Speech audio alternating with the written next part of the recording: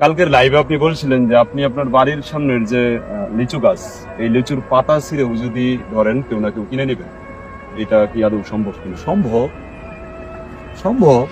তাই বিশ্বাস হলো? এখানে ট্রাই করবো কোনো কিছু দিয়ে? এখানে ট্রাই করার কিছু না, আমি বলে দিব, আমি বাংলাদেশি বলে দিব। আমি পছন্দ করি যাদের, তাদের মধ্যে ডক্টর ইউনূস স্যারের যদি নারকেল গাছ থাকে, ওনার নারকেল গাছে যদি একটা নারকেল আমার কাছে বিক্রি করে, আমি 20 লক্ষ টাকা কিনে নিব।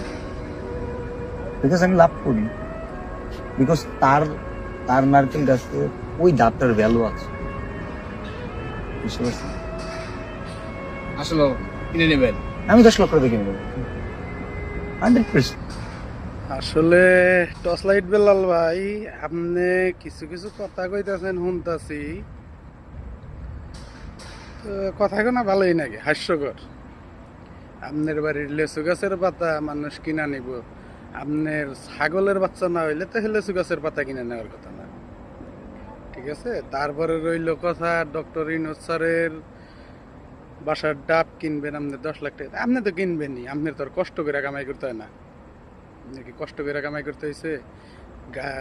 মাথার গাম যদি পায়ে ফালাইয়া কামাই করানো লাগতো, কষ্ট করে কাজ করে, তাহলে 10 লাখ টাকা দিয়ে একটা ডাব কেনার কোনো প্রশ্ন আসে না। আর ডাবের তো আর এত দেশে অভাব পড়ে নাই যে ডক্টর ইউনূস স্যারের বাড়ির ডাবই খাইতেও। বাংলাদেশে আরো ডাব আছে।